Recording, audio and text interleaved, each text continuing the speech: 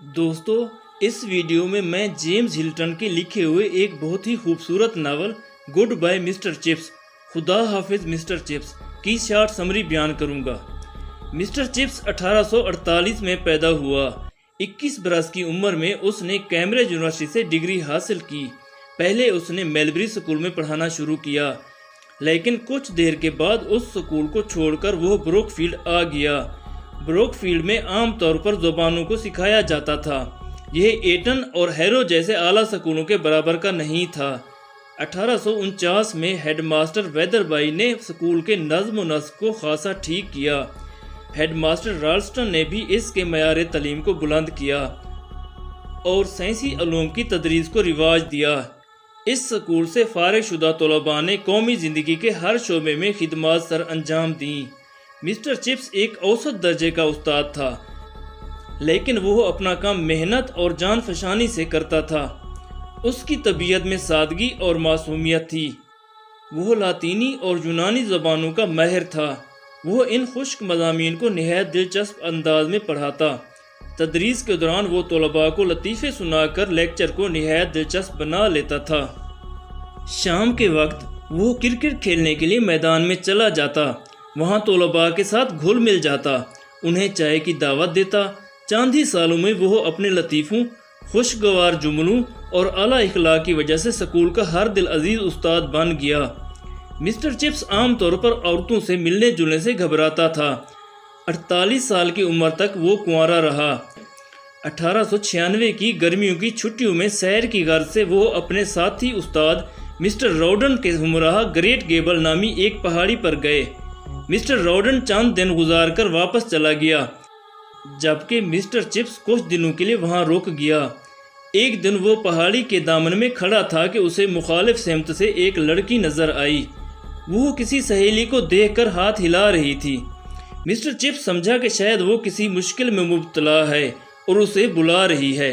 اس نے بڑی تیزی سے پہاڑ پر چڑھنا شروع کیا، لیکن وہ گر پڑا اور اس کے ٹخنے میں موچ آ گئی۔ اس لڑکی نے مسٹر چپس کو گرتے ہوئے دیکھ لیا تھا۔ وہ بھاگ کر اس کے پاس آئی اور اسے سہارا دے کر اس کی رہائش گاہ پر لے آئی۔ اس نوجوان لڑکی کا نام کیتھرین بریجز تھا۔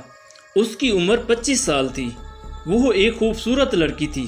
اس کی آنکھیں نیلی تھیں اور اس کے رخسار حسن اور جوانی سے چمکتے تھے۔ وہ ایک ہمدرد اور ملنسار لڑکی تھی۔ وہ سائیکل پر سوار ہو کر روزانہ مسٹر چپس کی تیمارداری کے لیے آتی۔ وہ ایک جدید طرز کی خاتون تھی۔ مسٹر چپس کو عام طور پر ایسی خواتین سے نفرت تھی۔ مسٹر چپس ایک قدامت پسند انسان تھا، لیکن کیتھرین سوشلسٹ نظریات کی حامل تھی۔ وہ عورتوں کی آزادی کی دلدادہ تھی۔ برنارڈ شاہ اور ابسن اس کے ہر دل عزیز مصنف تھے۔ مسٹر چپس نظریاتی طور پر اس سے بہت مختلف تھا، لیکن وہ اس کی شرافت اور بہادری سے بہت متاثر ہوا۔ کیتھرین بھی مسٹر چپس کی سادگی اور خلوص سے بہت متاثر ہوئی۔ جلد ہی انہوں نے شادی کا فیصلہ کر لیا۔ چپس جب لندن واپس آیا تو اس نے کیتھرین سے شادی کر لی۔ مسٹر چپس کی شادی شدہ زندگی نہایت ہی کامیاب رہی۔ کیتھرین نے آتے ہی چپس کی عادات میں انقلاب برپا کر دیا۔ سکول میں طلباء کے ساتھ نرمی برتنے کی تلقین کی۔ کیتھرین کے زیر اثر مسٹر چپس کی زندگی میں انقلاب آ گیا۔ اس کی صلاحیتیں پہلے سے زیادہ نکھر گئیں۔ اس کی طنز و مزاح کی حس میں پختگی آ گئی۔ کیتھرین نے زندگی کے ہر موڑ پر چپس کی مدد کی، اسے مشکل وقت میں مفید مشورے بھی دیے۔ اسے ایک جامد اور تنگ نظر انسان سے ایک وسیع نظر انسان بنا دیا۔ کیتھرین انسانی آزادی کی قائل تھی۔ وہ امیر اور غریب کے امتیاز کو ختم کر دینا چاہتی تھی۔ اس نے مسٹر چپس کو قائل کیا کہ وہ لندن کے مشن سکول کے بچوں کو بروک فیلڈ میں ایک فٹ بال میچ کھیلنے کی دعوت دے۔ میچ نہایت کامیاب رہا اور اس طرح مسٹر چپس کی عزت میں مزید اضافہ ہو گیا۔ کیتھرین نے اپنے اخلاق اور پرخلوص عادات کی بنا پر تمام طلباء اور اساتذہ کو اپنا گرویدہ بنا لیا۔ وہ جلد ہی بروک فیلڈ کی ہر دل عزیز شخصیت بن گئی۔ شادی کے صرف 2 سال بعد 1898 میں کیتھرین کے ہاں ایک بچہ پیدا ہوا، لیکن بچہ پیدا کرتے وقت وہ خود بھی انتقال کر گئی۔ اس کی موت کا چپس کی زندگی پر گہرا اثر پڑا۔ اس کی زندگی بے مزہ ہو گئی۔ وہ کیتھرین کی یادوں کو اپنے ذہن سے نہ نکال سکا۔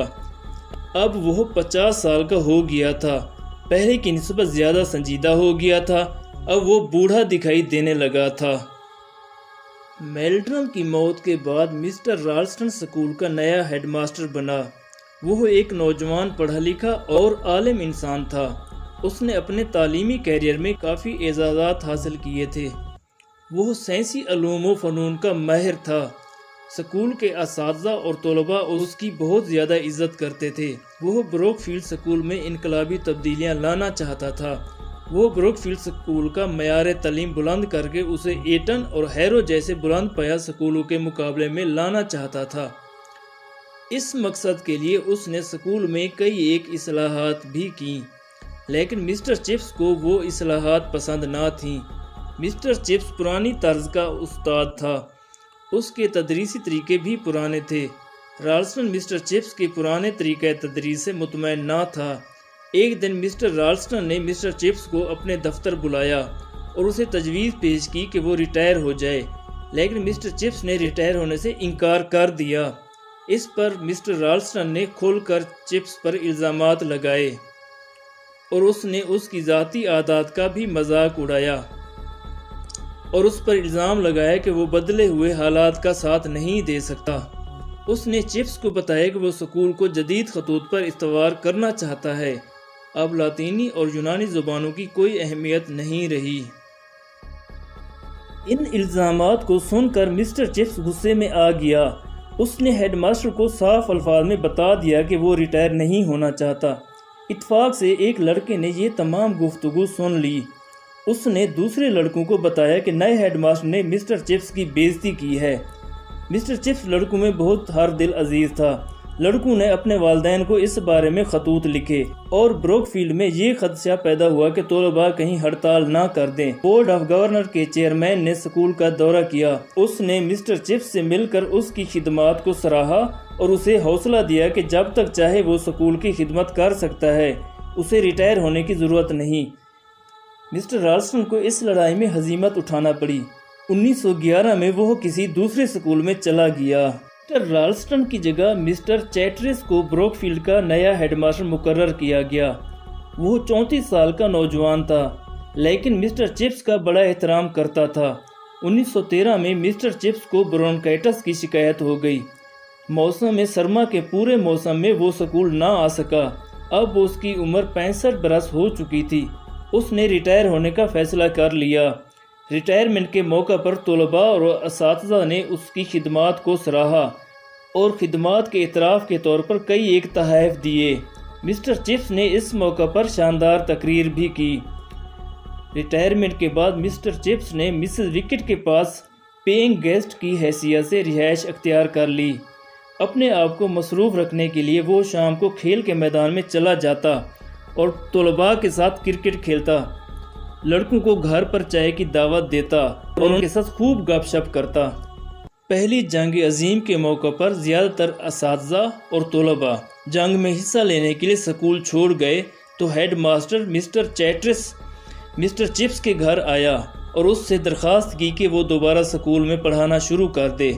مسٹر چپس نے ہیڈ ماسٹر کی درخواست پر دوبارہ پڑھانا شروع کر دیا۔ پڑھائی کے دوران جرمن طیارے سکول کے اوپر سے گزرتے، لیکن مسٹر چپس بغیر کوئی خوف محسوس کیے اپنا لیکچر جاری رکھتا۔ 1917 میں موسم سرما میں مسٹر چیٹرس سخت بیمار ہو گیا۔ مسٹر چپس کو سکول کا ایکٹنگ ہیڈ ماسٹر بنا دیا گیا۔ مسٹر چیٹرس وفات پا گیا۔ اس کی وفات کے بعد مسٹر چپس کو مستقل طور پر ہیڈ ماسٹر بنانے کی پیشکش کی گئی، لیکن مسٹر چپس نے پیشکش قبول نہ کی۔ مسٹر چپس ایک دفعہ پھر بیمار ہو گیا۔ اس نے اسی ماہ دوبارہ استعفیٰ بھیج دیا اور خود دوبارہ مسز وکٹ کے ہاں رہائش پذیر ہو گیا۔ ریٹائر ہونے کے بعد وہ 15 سال زندہ رہا۔ عام طور پر اس کی صحت بہتر رہی، البتہ سردیوں میں اسے دمہ، کھانسی اور بخار کی شکایت ہو جاتی۔ اس کا ڈاکٹر میری ویل اسے اکثر دیکھنے آتا۔ ان 15 سالوں میں وہ سکول اس کی زندگی کا حصہ بنا رہا۔ وہ گاہے بگاہے سکول جاتا لڑکوں سے ملتا اور انہیں چائے پر مدعو کرتا۔ وہ عام طور پر اپنا سارا دن اپنے کمرے میں گزارتا، نئے ناول پڑھتا، انگیٹھی کے پاس بیٹھ کر پرانی یادوں کو اکٹھا کرتا، اپنی بیوی کے ساتھ گزارے ہوئے لمحات یاد کرتا۔ ایک دن ایک چھوٹا سا لڑکا لینفورڈ اسے ملنے آیا۔ اس نے مسٹر چپس کو پوچھا کہ کیا اس نے اسے یاد کیا ہے۔ مسٹر چپس نے اس نئے مہمان کا استقبال کیا، اسے زندگی کے رموز سمجھائے اور اسے بتایا کہ وہ جلد ہی نئے سکول سے آشنا ہو جائے گا۔ مسٹر چپس نے اسے چائے پلائی۔ اس لڑکے نے رخصت ہوتے وقت مسٹر چپس کو گڈ بائی مسٹر چپس کہا۔ یہ الفاظ سن کر مسٹر چپس آبدیدہ ہو گیا، کیونکہ شادی سے ایک دن پہلے کیتھرین نے رخصت ہوتے وقت اسے یہی الفاظ کہے تھے۔ اس لڑکے کے رخصت ہونے کے بعد مسٹر چپس نے عجیب سی تھکن محسوس کی۔ وہ کرسی پر بیٹھ گیا، لیکن وہ جلد ہی بے ہوش ہو گیا۔ جب اسے ہوش آیا تو اس نے اپنے ارد گرد مسز وکٹ، ڈاکٹر میری ویل اور نئے ہیڈ ماسٹر کو جھکے ہوئے دیکھا۔ وہ افسوس کا اظہار کر رہے تھے کہ مسٹر چپس بہت بدقسمت انسان ہے کہ وہ بغیر بچوں کے دنیا سے رخصت ہو گیا۔ مسٹر چپس نے اپنی آنکھیں کھولیں اور کہا کہ وہ تمام طلباء جنہیں اس نے پڑھایا ہے اس کے بچے ہیں۔ اس کے بعد اس نے اپنی آنکھیں مستقل بند کر لیں۔ یہ نومبر 1933 تھا۔